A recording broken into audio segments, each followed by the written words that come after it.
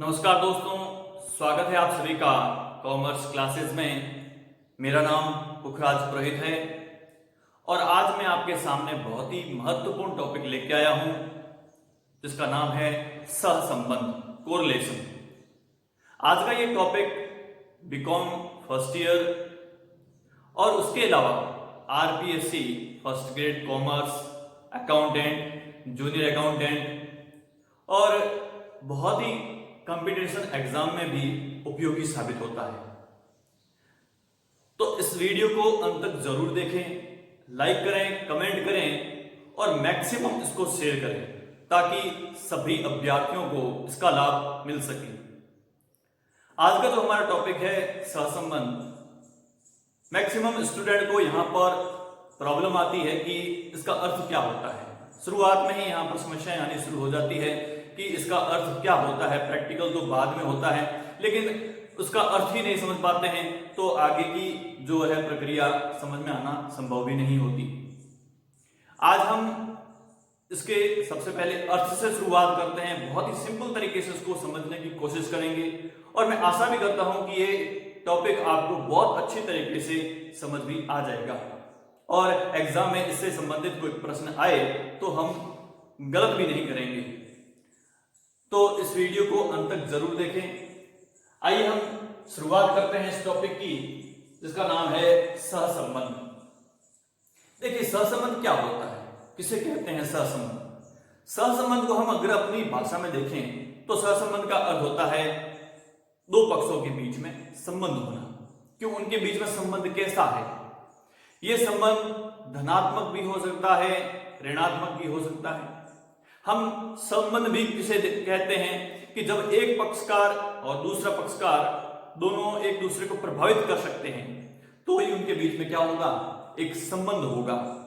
यदि कोई दो पक्ष ऐसे हैं जो एक दूसरे को प्रभावित नहीं करते हैं तो ऐसी स्थिति में कोई संबंध नहीं होगा, ना तो धनात्मक संबंध होगा न ऋणात्मक संबंध होगा।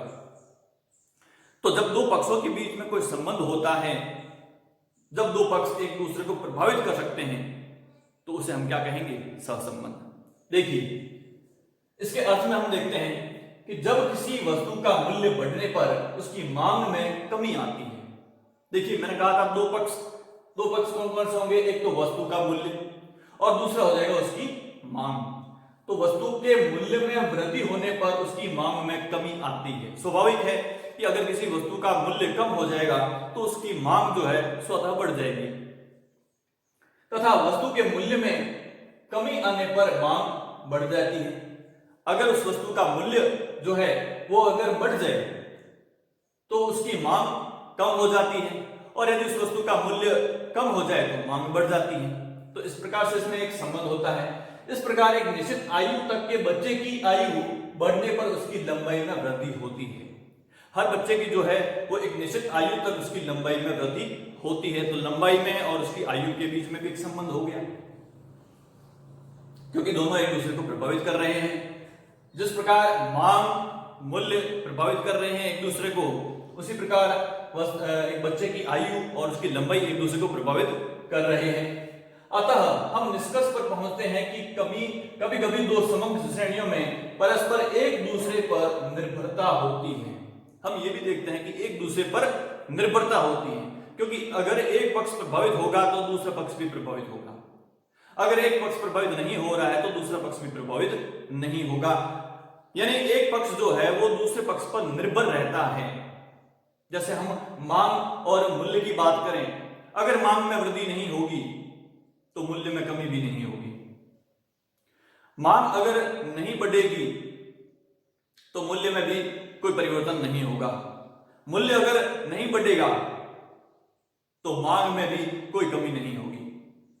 अर्थात एक पक्ष के ऊपर वह निर्भर है। यदि मूल्य बढ़ जाता है तो मांग कम हो जाएगी और अगर मूल्य नहीं बढ़ता है तो मांग में कोई परिवर्तन नहीं होगा। तो यह मांग जो है वो मूल्य पर निर्भर है। आगे देखिए कि एक श्रेणी में होने वाले परिवर्तन दूसरी श्रेणी में परिवर्तन उत्पन्न करते हैं। तो एक श्रेणी हमने बात कही मांग की, मूल्य की, तो दूसरी श्रेणी कौन सी है, मांग, तो उसको परिवर्तन करता है।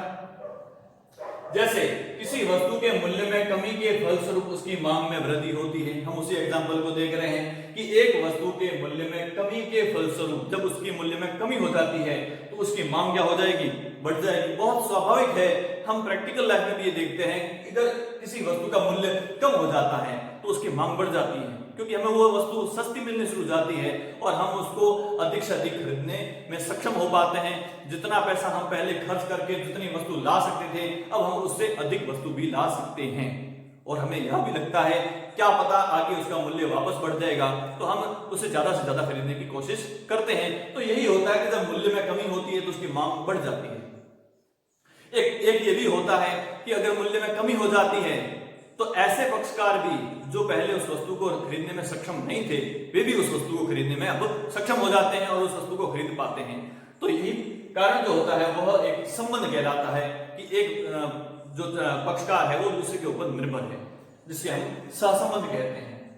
अतः हम यह कह सकते हैं कि जब दो समंग श्रेणियों में एक प्रकार का संबंध हो कि समूह श्रेणी में परिवर्तन होने पर दूसरी समूह श्रेणी समंग श्रेणी में भी उसी दिशा में या उसके विपरीत दिशा में परिवर्तन हो जाए, तो इस परिवर्तन के गणितीय माप को क्या कहेंगे, सहसंबंध।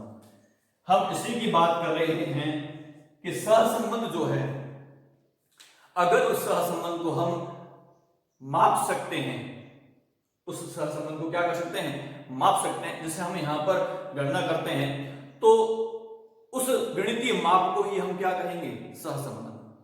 तो यहां पर क्या कहा गया है कि अगर जो समंग श्रेणियां हैं, दो समंग श्रेणियों को हम कुछ भी ले सकते हैं, मांग मूल्य ले सकते हैं, आयु लंबाई ले सकते हैं, और कुछ भी लिया जा सकता है। आवश्यकता यही है कि उनके बीच में कुछ ना कुछ संबंध होना चाहिए, एक दूसरे को प्रभावित करने वाले होने चाहिए, और उसका प्रभाव चाहे उसी एक ही दिशा में हो चाहे विपरीत दिशा में हो, तो ऐसी स्थिति में उनके बीच में क्या कहा जाएगा कि एक संबंध है, उसे ही हम सहसंबंध कहते हैं। इससे यह स्पष्ट होता है कि सहसंबंध दो श्रेणियों के साथ साथ परिवर्तन होने की प्रवृत्ति को या सहविचरण को क्या कहते हैं, सहसंबंध। अब ये परिवर्तन जो है, ये साथ साथ परिवर्तन एक दिशा में भी हो सकता है और विपरीत दिशा में भी हो सकते हैं। जैसे हमने ऊपर बात कही कि किसी वस्तु का मूल्य बढ़ रहा है, मूल्य बढ़ने पर मांग बढ़ती नहीं है, मांग घट जाती है। तो एक वस्तु के मूल्य में वृद्धि होने पर मांग में कमी हो जाती है, तो ये परिवर्तन कैसा है, विपरीत दिशा में है। ठीक है, तो यहां पर यह बात कही गई है कि साथ साथ परिवर्तन होना, चाहे एक ही दिशा में हो चाहे विपरीत दिशा में हो। यदि दो समंग श्रेणियों के मध्य जो परिवर्तन होता है, साथ साथ परिवर्तन, ध्यान रहे ये बात कि परिवर्तन भी कैसा होना चाहिए, एक साथ में होना चाहिए। ऐसा नहीं कि मांग बढ़ी और उसके मूल्य में वृद्धि हुई, लेकिन मांग में जो परिवर्तन हो रहा है बहुत समय के बाद में हो रहा है, तो कोई संबंध भी नहीं। इसका मतलब ये हो गया कि मांग में जो परिवर्तन हो रहा है वो किसी अन्य कारण से हो रहा है, तो यहां पर सहसंबंध नहीं माना जाएगा। सहसंबंध उसी दिशा माना जाता है जब दो समंग श्रेणियों के बीच में परिवर्तन हो रहा हो, और सबसे महत्वपूर्ण बात उसी समय हो रहा हो, तो उसी को हम क्या कहते हैं, सहसंबंध कहते हैं। इसका आप स्क्रीनशॉट ले सकते हैं।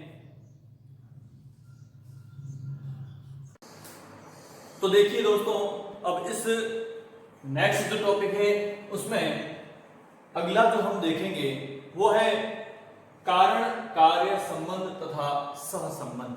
बहुत ही महत्वपूर्ण है, एग्जाम में इस पॉइंट में से क्वेश्चन पूछा जाता है और स्टूडेंट इसी बात पर कंफ्यूज हो जाता है कि ये क्या है, कारण कार्य संबंध या सहसंबंध।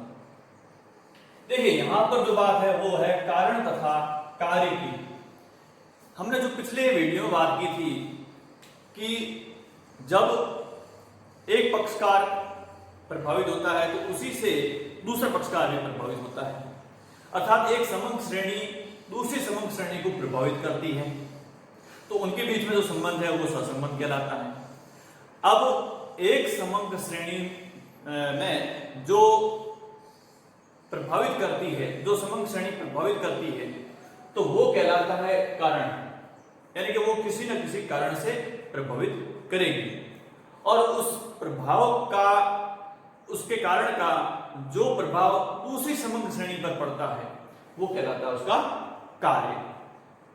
हमने जो बात कही पिछले में कि वस्तु के मूल्य में वृद्धि और उसी वस्तु की मांग में कमी, तो वस्तु के मूल्य में जो वृद्धि हुई है वो है कारण, और उसी कारण से कार्य क्या हो रहा है, वस्तु का मूल्य में वृद्धि होने पर वस्तु की मांग कम हो रही है। अर्थात एक वस्तु के मूल्य में वृद्धि होने के कारण उसकी मांग में कमी का कार्य हो रहा है।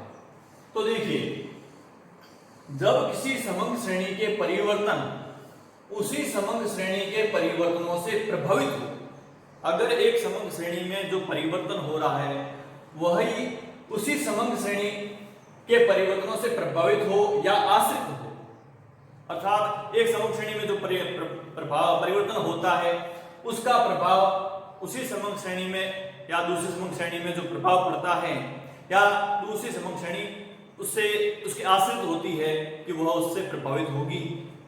तो इस प्रकार की आश्रितता को ही सांख्यिकी भाषा में हम क्या कहते हैं, सहसंबंध कहते हैं।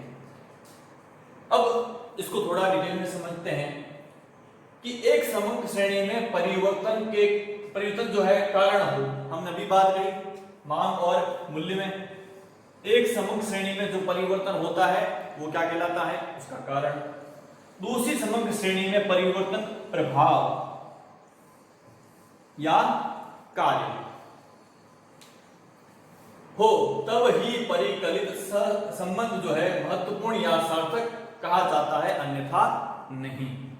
क्या मतलब हुआ इसका कि एक समग्र श्रेणी में जो परिवर्तन है वो कारण होना चाहिए, और दूसरी समग्र श्रेणी में जो परिवर्तन होता है वो उसका प्रभाव या उसका कार्य होना चाहिए। अर्थात एक समग्र श्रेणी में जो परिवर्तन हुआ है उसी के कारण दूसरी समग्र श्रेणी में कोई ना कोई परिवर्तन हुआ हो। तो इसी परिगणना से जो संबंध होता है वह एक महत्वपूर्ण या सार्थक कहा जाएगा, अन्यथा उसमें कोई सहसंबंध नहीं कहा जाएगा। अब हम इसको उदाहरण के द्वारा समझते हैं। ठीक है, हमने इस बात को तो पहले बिल्कुल सिंपल से एग्जांपल में समझा कि एक वस्तु के मूल्य में वृद्धि होने पर उसकी मांग में कमी होती है, तो वो मूल्य में वृद्धि होना एक कारण हो जाता है, जबकि मांग में परिवर्तन होना उसका प्रभाव या कार्य हो जाता है।